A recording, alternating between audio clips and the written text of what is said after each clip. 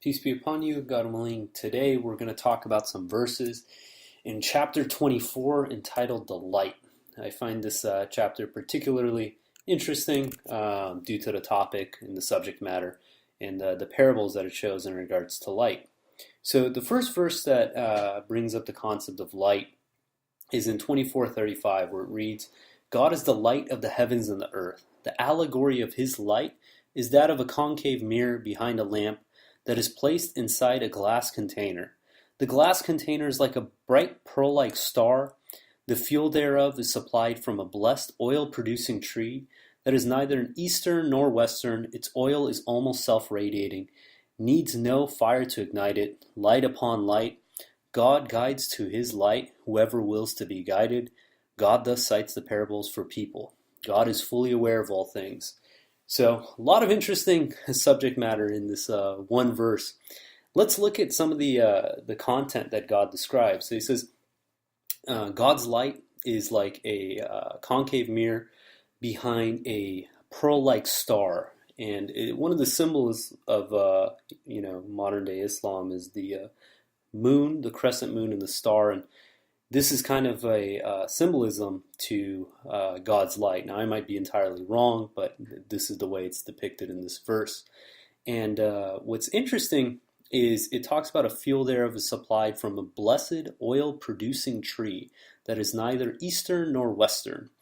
And surprisingly, there's a tree that exists. It's out of, I believe, either Australia or New Zealand, and it's called the diesel tree. And the way it works, it's quite fascinating actually, is that the tree produces diesel just like a maple tree produces maple syrup, where you can literally tap right into this tree and out of it comes diesel fuel. And they say that you can put it right into a tractor or a truck and run right off it. And it's what's really cool is that this tree in Australia or New Zealand, Australia and New Zealand isn't considered necessarily Eastern or Western. And it's pretty awesome that it's describing it. Now, who knows if this is actually the tree that God was describing, but nevertheless, it's quite fascinating. The other aspect, it says, its oil is almost self-radiating, needs no fire to ignite it. Now, one of the attributes of diesel is that it's actually combusts upon compression and not ignition in the sense of a fire, unlike gasoline. And again, another just awesome fact from God. So, what is God's light? Let's get back to the subject matter in regards to light. What is God's light? It says in this verse that God's light is reflected. So, my thought is, what's interesting is we look at outer space, okay? We have the sun, right? That's radiating light. We have the moon that's reflecting light. But then when we look at space, like at night, it's darkness. Right? Meaning that the photons of light travel through until they hit an object that reflects it. Once the photon is reflected, the object becomes apparent to us. Meaning that the photons that are traveling from the sun, the reason we don't see them in the night sky is because there's nothing for them to reflect off. Every object either radiates light or reflects light. The other takeaway here is the concept of basically radiating God's light. If anyone has ever observed one of these, what do you call them? The spotlights that they use for award ceremonies and car dealerships use them a lot, is that the way it operates is you have a perfect parabola that reflects light basically in a parallel manner from one small flame or a small bulb. And it just shows that, in essence, God's light, it magnifies. It takes something that, in essence, is a bright pearl-like star, and it just illuminates everything. In 24:39, it reads, chasing a mirage. As for those who disbelieve, their works are like a mirage in the desert. A thirsty person thinks that it is water, but when he reaches it, he finds that it is nothing. And he finds God there instead to requite him fully for his works. God is most efficient reckoner. What's interesting about this parable in regards to a mirage is that a mirage is a naturally occurring optical phenomenon in which the rays are bent to produce a displaced image in a distant location or the sky. And it's literally, it's the refraction of the light due to, temperature differences and stuff like that, that gives the illusion that there's, water, there's something of value there. And in contrast to a mirage, a hallucination is, something there is no figment of reality in it. A mirage, it basically roots itself from reality. So there's a funny quote. It says, what's the difference between a hallucination and a vision? It's that other people can see the vision. The hallucination might be limited to that one individual.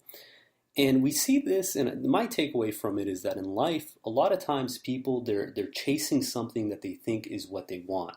They're chasing what, the money, the power, the fame, the prestige, the exaltation, the reputation, things of this life, right?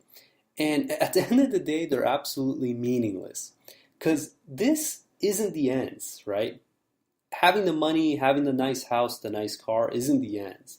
The ends is happiness, and happiness comes entirely only from God, meaning that you can go and chase all these stuff, and you're going to be severely disappointed, because once you get them, and God will give it to you, you'll realize that that's not going to be giving you any sort of happiness. And that kind of like blow, that shock, that you spend so much time chasing after this, and you finally get it, and it doesn't bring that joy, that excitement that you thought it would, is very debilitating. The human being, we're designed basically to become used to circumstances.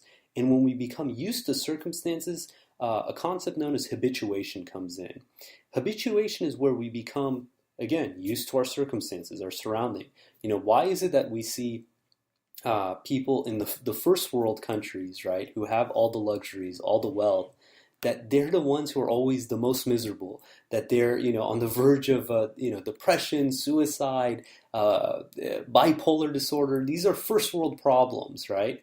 And we have so much. I heard a statistic the other day. They said if you're making more than $30,000 a year, you're in the top 1% of the wealthiest people in the world. Now think of that, right? We compare ourselves to our surroundings. We look at the person who's driving the Mercedes and lives in the fancy, mini castle, mini McMansion, and we think that that's happiness. We think, oh, they have it made.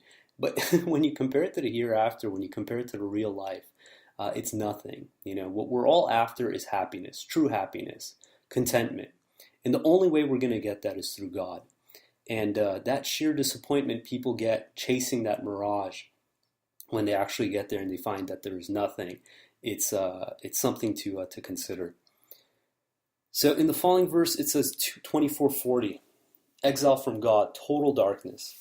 Another allegory is that of being in total darkness in the midst of a violent ocean, with waves upon waves, in addition to thick fog, darkness upon darkness. If he looked at his own hand, he could barely see it. Whomever God deprives of light will have no light. So I ask people, I say, is it possible to be invisible? And you look, there's new technologies, these kind of like Harry Potter cloaks and this and that, but there's a much simpler way of having invisibility. And that's in going in darkness, right? If we were in a room and we turn off the lights, instantly we all become invisible. And there's a verse in the Quran where it talks about the devil's army. It says, I believe it's in chapter 8, it says, he and his army see you while you do not see them, And we know that the devil and his allies, they're in darkness. We don't see them of this world. And similarly, when we're in darkness, what's real, what's not, what's, what direction to go, it all becomes murky. We won't know. There's a quote from Alice in Wonderland where the Cheshire Cat, Alice is walking through a path, and she sees the Cheshire Cat and says, which way do I go? And the Cheshire Cat asks, well, where are you going? And she says, I don't know. And his response is, then it doesn't really matter, right?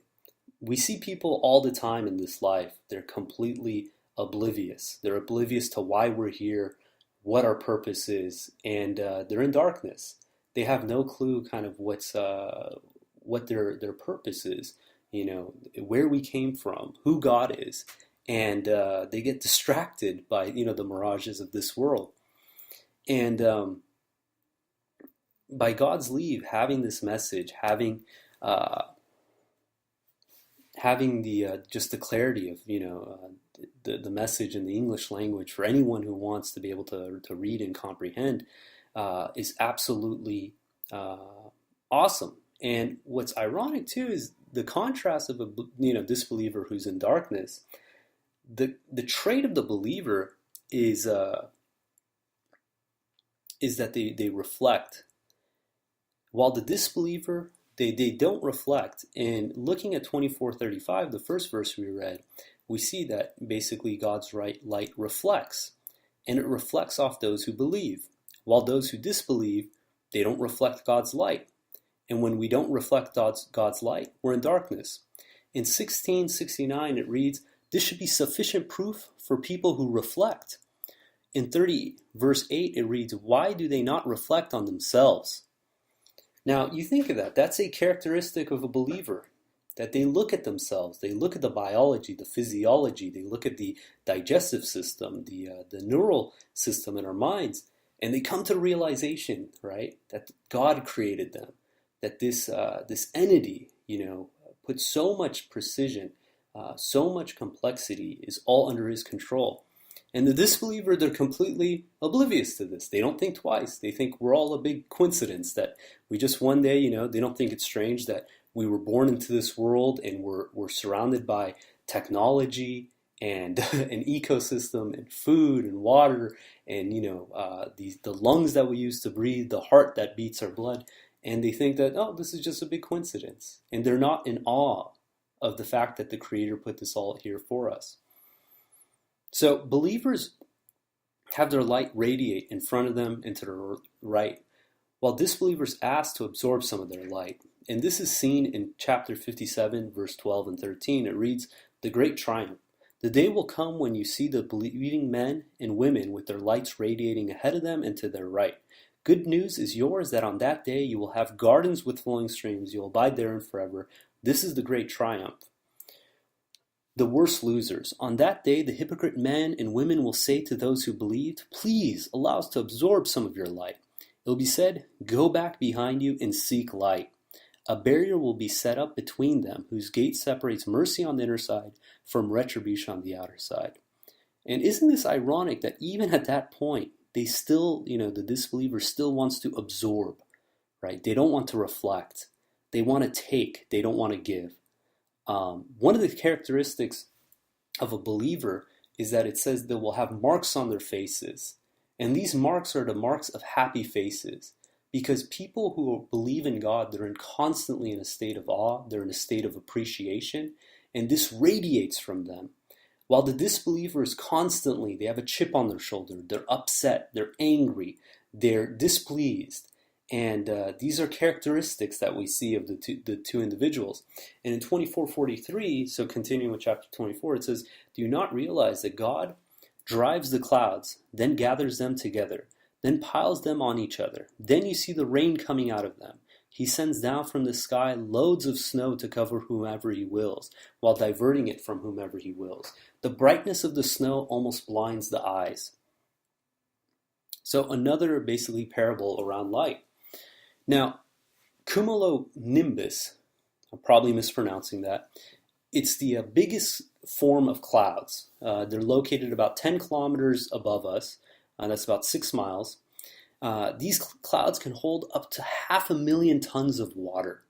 Now think of this, God's system, that He can take water from basically, salty water from the ocean, carry it up into a cloud, right? Doesn't need trains, trucks, it's a completely, green, eco-friendly process. Can transverse that 500,000 ton of water in one cloud over to a land that's desolate, that's dry, and produce fresh water on top of it. It says 1 inch of rain over a square mile equals 17.4 million gallons of water. Okay? That's equal to 143 million pounds, or 72,000 tons. Okay? That's the equivalent of the weight of a train with 40 boxcars. And God basically has this system where He gives us constantly fresh water. Out in certain parts of the world right now, They're in drought. They're not getting any water, you know? Yet we, we live on a planet with 71% water. It just shows how dependent we are on God's blessings. Something that we take for granted so simply as the rain, the transportation of water, that, you know, are we really that appreciative? So the question is, why are some clouds gray and others white? So clouds are made up of tiny water droplets or ice crystals, usually, you know, a mixture of both. And the water and ice scatter light, making clouds appear white, okay? Now, if the clouds get thick enough or high enough, all the light that doesn't come through it gets trapped inside it, it absorbs it, it doesn't reflect it back. That happens when the density of the cloud increases to a certain level, and at that point when we look, we see, you know, dark clouds. We know that that means rain. So snow is frozen water, and we all know that frozen water is clear, but why does snow look completely white, right? To understand this, we need to back up and look at an individual piece of ice, you know, one small snowflake, you know, one small molecule of ice.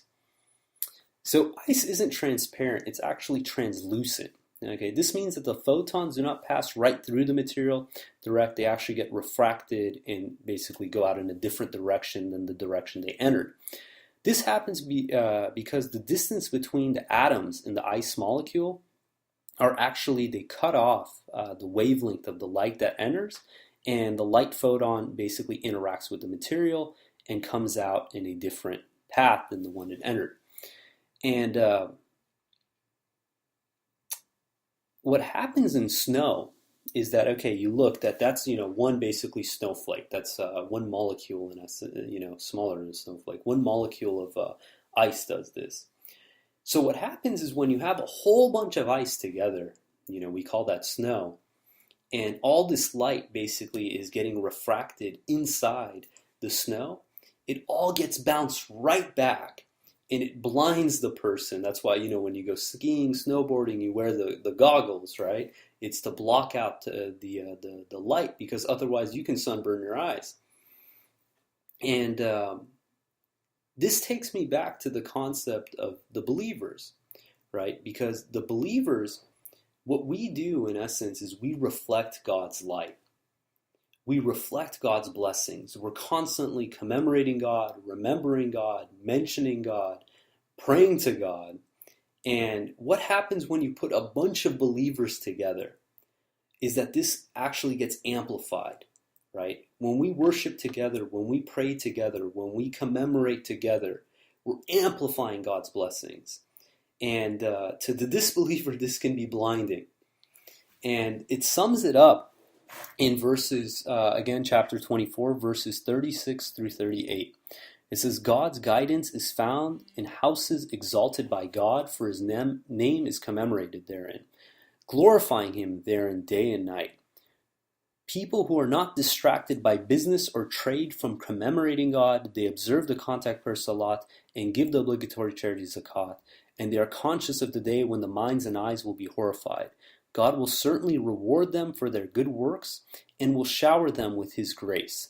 God provides for whomever he wills without limits. And in chapter 18, let's see if I can find the verse really quick. There's a commandment in the Quran where God, let me just, 18:28. It reads, Quranic study groups is the header. It says, you shall force yourself to be with those who worship their Lord day and night, seeking him alone. Do not turn your eyes away from them, seeking the vanities of this world, nor shall you obey one whose hearts we rendered oblivious to our message, one who pursues his own desires and whose priorities are confused. What awesome verses. And in 24:44, it says, God controls the night and the day. This should be a lesson for those who possess eyes. And you think of this, the night, the day, in a binary, it's the 0 and the 1, the on and the off, and God controls that, right? God can basically open up the heart of any individual who chooses to seek God's light. And similarly, anyone who chooses to basically stray, they'll have no access to that light. God radiates what was once dull. And it's one of the blessings that we should always be appreciative for. And I'm going to end with this verse from chapter 2, verse 257. It reads, God is the Lord of those who believe. He leads them out of darkness into the light. As for those who disbelieve, their lords are their idols. They lead them out of the light into darkness. These will be the dwellers of hell. They abide in it forever. Inshallah, God willing, we always have the right understanding, and if we're wrong in any of our understanding, that God corrects us. If there's any topics or questions or anything that you guys have, feel free to email us at QuranTalk@gmail.com. Until next time, peace and God bless.